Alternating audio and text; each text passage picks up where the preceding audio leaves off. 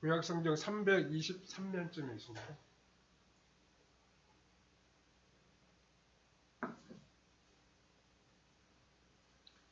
여호수아 3장 7절에서 마지막 17절까지입니다.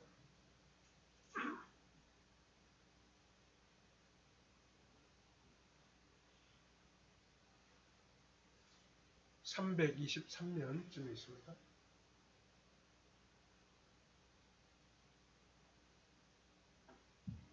(3장 7절부터) 우리 같이 읽겠습니다. 여호와께서 여호수아에게 이르시되 내가 오늘부터 시작하여 너를 온 이스라엘의 목전에서 크게 하여 내가 모세와 함께 있었던 것 같이 너와 함께 있는 것을 그들이 알게 하리라. 너는 언약궤를 맨 제사장들에게 명령하여 이르기를 너희가 요단 물가에 이르거든 요단에 들어서라 하라. 여호수아가 이스라엘 자손에게 이르되 이리 와서 너희 하나님 여호와의 말씀을 들으라 하고 또 말하되 살아계신 하나님이 너희 가운데에 계시사 가나안 족속과 헷 족속과 히위 족속과 브리스 족속과 기르가스 족속과 아모리 족속과 여부스 족속을 너희 앞에서 반드시 쫓아내실 줄을 이것으로 너희가 알리라. 보라, 온 땅의 주의 언약궤가 너희 앞에서 요단을 건너가나니 이제 이스라엘 지파 중에서 각 지파에 한 사람씩 12명을 택하라. 온 땅의 주 여호와의 궤를 맨 제사장들의 발바닥이 요단 물을 밟고 멈추면 요단 물 곧 위에서부터 흘러내리는 물이 끊어지고 한 곳에 쌓여 서리라. 백성이 요단을 건너려고 자기들의 장막을 떠날 때 제사장들은 언약궤를 메고 백성 앞에서 나아가니라. 요단이 곡식 거두는 시기에는 항상 언덕에 넘치더라. 궤를 맨 자들이 요단에 이르며 궤를 맨 제사장들의 발이 물가에 잠기자 곧 위에서부터 흘러내리던 물이 그쳐서 사르단에 가까운 매우 멀리 있는 아담 성읍 변두리에 일어나 한 곳에 쌓이고 아라바의 바다 여매로 향하여 흘러가는 물은 온전히 끊어지매 백성이 여리고 앞으로 바로 건널세. 여호와의 언약궤를 맨 제사장들은 요단 가운데 마른 땅에 굳게 섰고 그 모든 백성이 요단을 건너기를 마칠 때까지 모든 이스라엘은 그 마른 땅으로 건너갔더라. 아멘. 거기까지 봤습니다. 예, 오늘은 기적을 경험하려면 이라고 하는 제목으로 잠시 말씀을 생각해 보겠습니다. 우리가 성경을 읽어보면 수많은 놀랍고도 신기한 기적의 역사들이 기록되어 있음을 알 수 있습니다. 그런데 그 하나님이 행하신 기적을 보면 그 기적이 일어난 까닭을 우리가 알 수 있습니다. 그것은 하나님이 말씀하셨을 때 그 말씀에 순종함으로 기적이 일어났다는 것입니다. 순종이란 하나님의 말씀대로 행하는 것을 말합니다. 그때의 환경과 상식을 뛰어넘어 그 시대의 분위기를 따르지 아니하고 오직 하나님의 약속의 말씀을 의지하여 믿음으로 순종했을 때 기적이 나타났습니다. 성경을 보면 말씀에 대한 순종이 없이는 기적이 일어나지 않았습니다. 하나님이 일으키신 기적을 보면 반드시 누군가의 순종이 있었습니다. 누가복음 17장을 보면 10명의 나병 환자들이 예수님을 만나는 장면이 기록되어 있습니다. 이때 이들에게 놀라운 일이 일어났습니다. 길을 가던 나병 환자들이 자신들도 모르는 사이에 그 병이 나았습니다. 어떻게 이러한 나병이 치유되는 기적이 일어나게 되었습니까? 예수님께서 이들에게 제사장에게 가서 너희들의 몸을 보이라 이렇게 말씀했는데 이 10사람의 나병 환자들이 제사장으로 향하여 가는 길에서 자신들의 몸이 치료되었음을 알게 되었습니다. 이들이 예수님 말씀에 순종했기에 이러한 치유의 기적이 일어났습니다. 아람 나라의 나만 장군 역시 마찬가지입니다. 엘리사 선지자는 나병을 앓고 있던 나만에게 사람을 보내어서 너는 요단강에 몸을 7번 씻으라. 내 살이 회복되어 깨끗하리라 라고 열왕기하 5장 10절에서 말했습니다. 나만은 처음에 이 말을 듣고 굉장히 불쾌하게 생각했습니다. 나보러 뭐 요단강에 가서 씻으라고? 이러면서 그 말을 듣지 않으려고 했습니다. 이때 부하들이 간곡히 설득함으로 나만은 요단강에 가서 7번 몸을 씻었습니다. 열왕기하 5장 14절에 보면 나만이 이에 내려가서 하나님의 사람의 말대로 요단강에 7번 몸을 잠그니 그의 살이 어린아이의 살같이 회복되어 깨끗하게 되었더라 라고 했습니다. 선지자의 말씀에 순종하니 나병이 치유되는 역사가 나타났습니다. 그럼 베드로는 어떻게 기적을 체험했습니까? 어느 날 베드로는 밤새도록 고기잡이를 했지만 한 마리도 잡지 못한 채 피곤한 몸을 이끌고 항구로 돌아와서 그물을 씻고 있었습니다. 이때 예수님이 그를 찾아왔습니다.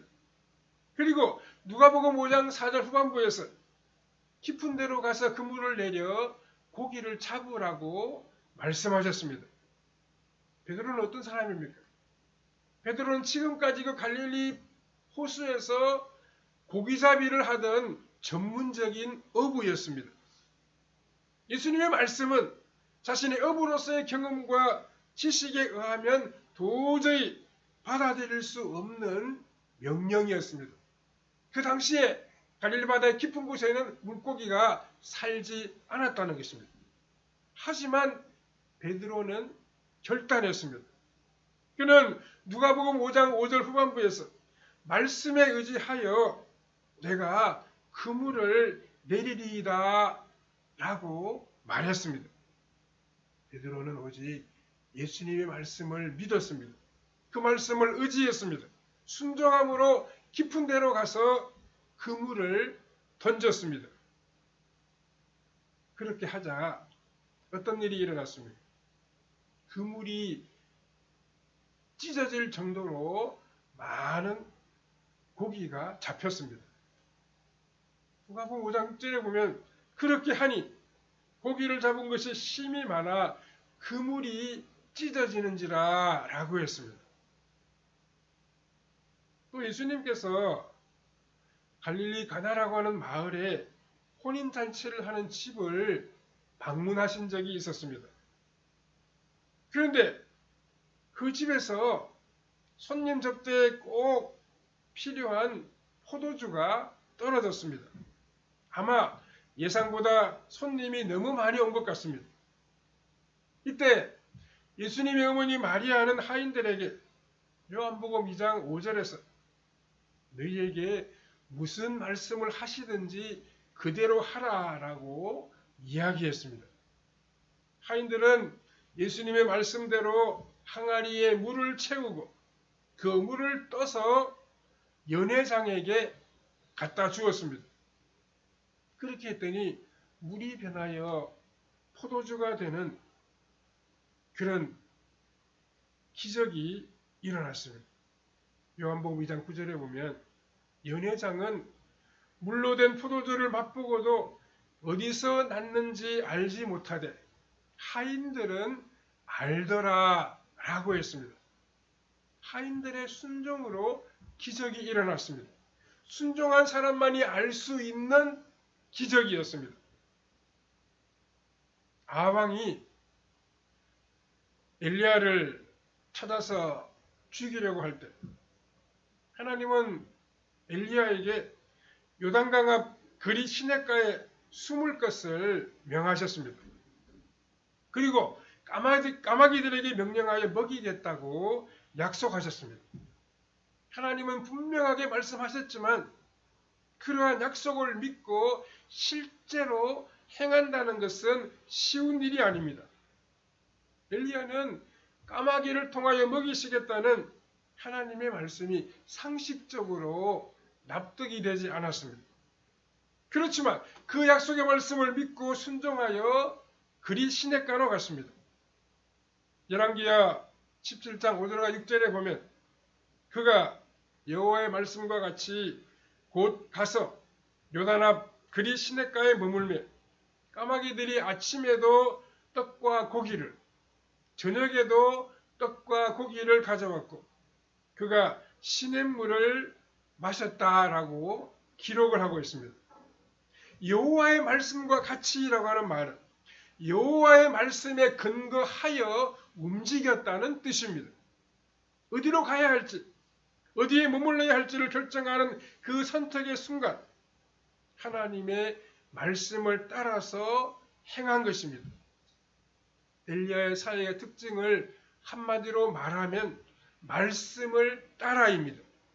말씀을 따르는 순종이 있었기 때문에 까마귀를 통해 먹이시는 놀라운 일을 엘리야는 체험할 수 있었습니다.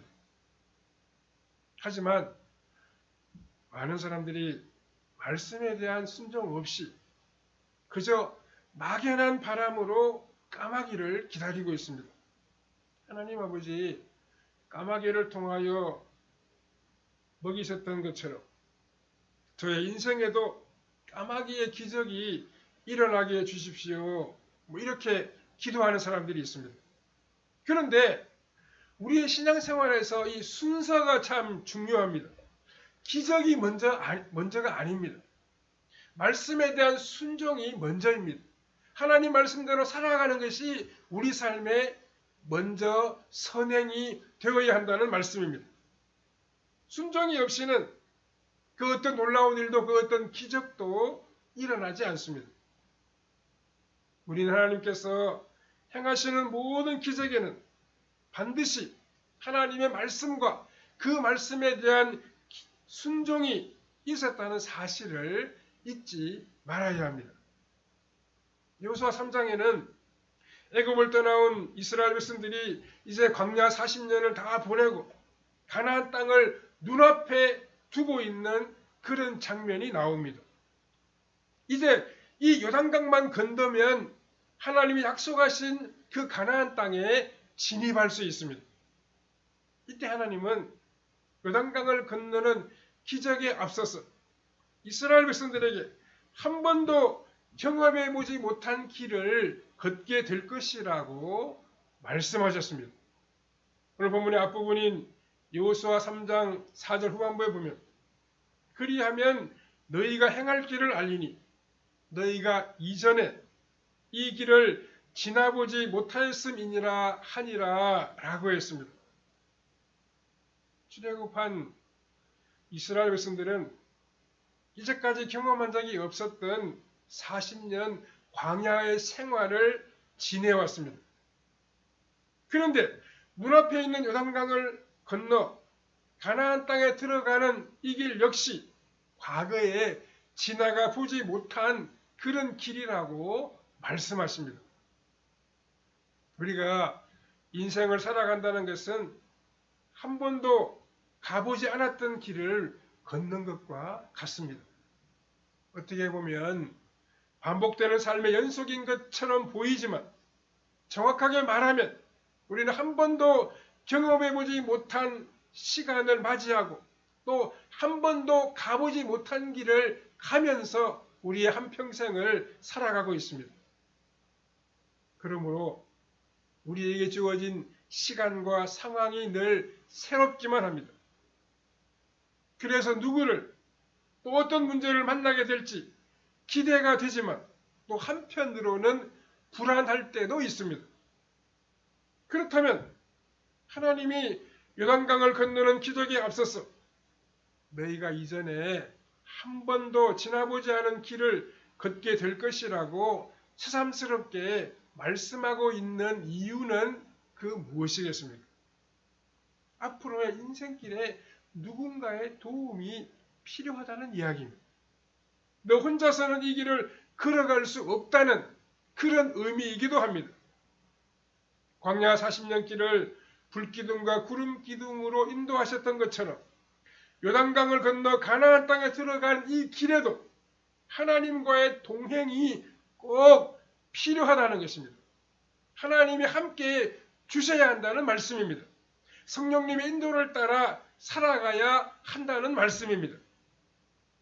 하나님은 요단강을 건너는 기적을 행하기 전에 이스라엘 백성들에게 먼저 몇 가지의 당부를 하셨습니다. 먼저 최선을 다하라고 말씀하십니다. 여호수아 3장 1절 앞부분에 보면 또 여호수아가 아침에 일찍이 일어나서 라고 했습니다. 여호수아만이 아니라 모든 이스라엘 백성들이 아침에 일찍 일어나서 시딤에서 떠나 요단을 건널 수 있는 곳으로 이동했습니다. 여리고 성을 무너뜨릴 때도 역시 마찬가지였습니다. 여호수아가 아침에 일찍 일어났고 제사장들이 언약궤를 메고 앞으로 나아갔습니다. 아침에 일찍 움직이면서 요단을 건너는 일에 최선을 다했습니다. 다음으로 요단을 건너는 기적을 행하기 전에 스스로를 성결하게 해야 했습니다. 여호수아 3장 5절에 보면 여호수아가 또 백성에게 이르되 너희는 자신을 성결하게 하라. 여호와께서 내일 너희 가운데 기이한 일들을 행하시리라 라고 말씀했습니다. 기적은 거룩하신 하나님이 행하시는 일입니다. 하나님의 사람은 거룩하신 하나님이 자유롭게 역사하실 수 있도록 먼저 자신을 성결하게 깨끗하게 해야 합니다. 이스라엘 백성들이 아이성 전투에서 패배한 이유가 그 무엇이었습니까? 우리가 잘 아는 것처럼 아간이라고 하는 사람의 범죄 때문이었습니다. 하나님은 아간의 범죄로 인하여 아이성 전투에서 패배했을 때 여호수아 7장 13절에서 너는 일어나서 백성을 거룩하게 하여 이르기를 너희는 내일을 위하여 스스로 거룩하게 하라 이렇게 말씀하고 있습니다. 하나님의 사람은 우리에게 기적이 문제가 아닙니다. 성결이 먼저입니다. 거룩한 생활이 우리 가운데 먼저 있어야 합니다. 거룩하게 살면서 하나님께 기도할 때 하나님은 우리에게 놀라운 일들을 행하여 주십니다. 또 요단을 건너는 기적을 행하기 전에 여호와 하나님의 말씀을 들어야 합니다. 본문 9절에 보면 여호수아가 이스라엘 자손에게 이르되 이리 와서 너희의 하나님 여호와의 말씀을 들으라 이렇게 이야기하고 있습니다. 하나님은 이스라엘 백성들에게 너희 하나님 여호와의 말씀을 들으라고 하십니다. 이어서 하나님의 살아계심과 온 땅의 주 되심을 말씀하십니다. 어떤 이유 때문이겠습니까? 믿음이 있어야 순종할 수 있기 때문입니다. 믿음은 어릴 때부터 교회를 다녔다고 해서 저절로 생기는 것이 아닙니다. 믿음은 오직 하나님의 말씀을 들을 때 생겨나게 됩니다. 그래서 로마서 10장 17절에 믿음은 들음에서 나며 들음은 그리스도의 말씀으로 말미암았느니라 이렇게 기록하고 있습니다. 말씀을 가까이 할 때 우리에게 믿음이 생깁니다. 말씀을 읽고 묵상할 때 믿음이 자라게 됩니다. 믿음이 자랄 때 순종할 수 있고 그 순종을 통하여 하나님이 행하시는 기적의 역사를 우리 모두가 체험할 수 있습니다. 첫 번째로 기적에는 하나님의 교훈이 담겨 있습니다. 하나님께서는 요단강을 건너는 기적을 행하시기 전에 그 이유와 목적을 말씀하셨습니다. 오늘 본문 7절 후반부에 보면 내가 모세와 함께 있었던 것 같이 너희와 함께 있는 것을 그들이 알게 하리라 이렇게 말씀하십니다. 하나님이 기적을 행하시는 이유는 내가 너와 함께 있다라고 하는 것을 백성들에게 교훈으로 알려주시기 위해서입니다. 하나님은 홍해를 건너는 기적을 통하여 그분 자신이 모세와 함께 하신다는 사실을 이스라엘 백성들에게 알려주셨습니다. 마찬가지로 요단강을 건너는 이 기적을 통하여 모세의 후계자인 여호수아와도 함께 하신다는 사실을 이스라엘 백성들이 알기 원하셨습니다. 여호수아가 지도자로서의 영적인 권위를 갖게 하신 것입니다. 지도자의 영적 권위는 하나님이 함께 하시는 데 있습니다. 하나님은 오늘도 하나님께서 우리와 함께 하신다는 사실을 드러내기를 원하십니다. 애굽의 종으로 팔려간 요셉을 한번 생각해 보십시오. 요셉의 주인이 여호와께서 요셉과 함께 하심을 보았다고 했습니다. 감옥에 들어갔을 때에는 간수가, 나중에는 애굽 왕 바로가 하나님이 요셉과 함께 하심을 보았습니다. 하나님이 요단강을 건너는 기적을 행하여 주신 까닭이 무엇입니까? 하나님이 함께 하신다는 사실을 백성들에게 알려주시기 위해서였습니다. 하나님은 오늘도 우리의 인생 가운데 놀라운 일들을 행하시기를 원하십니다. 그래서 하나님이 우리와 함께 하심을, 하나님이 우리 삶의 주인 되심을 나타내기를 원하신다는 것입니다. 두 번째로 순종이 기적을 만듭니다. 이스라엘 백성들이 요단강을 건너는 기적을 경험할 수 있었던 이유는 무엇입니까? 그것은 제사장들의 순종이 있었기 때문이었습니다. 은약궤를 맨 제사장들이 백성들 맨 앞으로 나아갑니다. 그리고 여호수아의 명령에 따라서 요단강에 들어갑니다. 이것은 결코 쉬운 일이 아니었습니다. 이 당시는 곡식을 거두는 시기로 물이 가장 많아 언덕에까지 물이 차올라서 넘실거리고 있었기 때문입니다.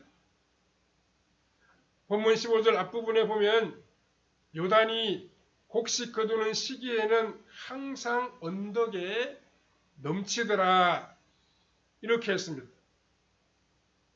학자들의 말에 따르면 당시 요단강은 수심이 3m 혹은 4m 정도 되었다고 하고 강폭이 30m 정도였으며 유속도 매우 빨랐다고 합니다. 지금 요단강에 가보면 작은 시내처럼 그렇게 보입니다. 강폭도 한 10m 정도밖에 안 되고요. 물도 그렇게 깊지가 않습니다. 근데 설명하는 분들의 이야기를 들어보니까 요즘도 비가 많이 오면 굉장히 수위가 높아진다고 합니다. 그래서 그 근처에 수위가 굉장히 높아졌을 때 표시가 이렇게 좀 나는 곳이 있더라고요. 아주 우리가 요단강이 강폭이 긴 그렇게 큰 강이 아니라고 하는 사실은 알 수가 있습니다. 유속이 빠르기 때문에 수영하는 것은 거의 불가능하고 뗏목을 가지고 건너갈 수도 없는 그러한 상황이었습니다. 제사장들은 그런 요단강 안으로 은약궤를 메고 들어갔습니다.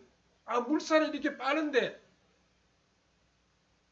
제사장들이 은약궤를 메고 그 물에 들어갔다는 것입니다. 넘실려는 그 요단강에 자신의 제사장들이 발을 들여놓았습니다. 바로 그때 기적이 일어났습니다. 15절 후반부와 16절에 보면 궤를 맨 자들이 요단에 이르면 궤를 맨 제사장들의 발이 물가에 잠기자 곧 위로부터 내리는 물이 그쳐서 사르단에 가까운 매우 멀리 있는 아람 성읍 변두리에 일어나 한 곳에 쌓이고 아라바의 바다 여매로 향하여 흘러가던 물은 완전히 끊어지며 백성이 여리고 앞으로 바로 건널새 이렇게 기록하고 있습니다. 그러니까 상류에서 내려오던 물이 역류였습니다. 역류. 거꾸로 흘러가서 저 멀리에 물이 막 쌓이고 있고 그러니까 여기서부터는 백성들이 건너는 이곳에는 물이 흘러가지 않으니까 거기서부터 여매까지 그러니까 하류는 물이 하나도 없는 물이 말라버리는 그런 현상이 일어났다는 것입니다. 언제 이런 기적이 일어났습니까? 은약궤를 맨 제사장들의 발이 물가에 잠길 때입니다. 물가에 발을 내딛자마자 그때 강물이 그치기 시작했습니다. 갑자기 흘러내리던 물이 끊어지고 아담 성읍 변두리에 그 물이 쌓이기 시작했습니다. 그러던 물이 거꾸로 흘러갔다는 이야기입니다. 그래서 백성들은 마른 땅을 건너가듯이 요단강을 건너갈 수 있었습니다. 기적은 순종을 통해 일어납니다. 제사장들의 순종이 있었기에 이런 놀라운 일이 나타날 수 있었습니다. 말씀 앞에 철저히 순종할 때 하나님이 행하시는 기적에 오늘 우리도 참여할 수 있습니다. 세 번째, 헌신이 기적을 만듭니다. 이스라엘 백성들이 요단강을 건너는 기적은 순종과 더불어 제사장들의 헌신이 있었기에 가능했습니다. 17절을 보십시오. 여호와의 언약궤를 맨 제사장들은 요단 가운데 마른 땅에 굳게 섰고 그 모든 백성이 요단을 건너기를 마칠 때까지 모든 이스라엘은 그 마른 땅으로 건너갔더라 라고 했습니다. 제사장들은 언약궤를 메고 요단강 한가운데에 굳게 서 있었습니다. 그리고 모든 백성이 건너가기를 마칠 때까지 그 자리에서 움직이지 않고 계속 서 있었습니다. 위에서부터 흐르던 물이 멈추고 약 200만 명 정도 되는 그 백성들이 가축과 함께 건너려고 하면 아마 엄청나게 많은 시간이 걸렸을 것으로 우리가 짐작해 볼 수 있습니다.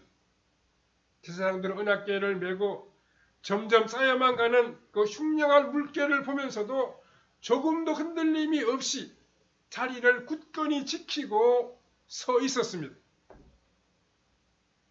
쌓였던 그 물이 다시금 정상대로 흘러가면 어떻게 됩니까? 제사장들은 그냥 그 강물에 떠내려가서 다 죽고 말 것입니다. 그러니까 한편 얼마나 겁이 났겠습니까? 하지만 마지막 한 사람이 이 강을 건널 때까지 제사장들은 그 자리를 지켰습니다. 자신의 임무를 끝까지 완수했습니다. 이러한 제사장들의 헌신이 있었기 때문에 모든 백성들은 어려움 없이 요단강을 건너갈 수 있었습니다. 우리 하나님은 전능하신 분이십니다. 하지만 하나님은 사람을 통하여 일하시기 때문에 우리의 순종이 필요합니다.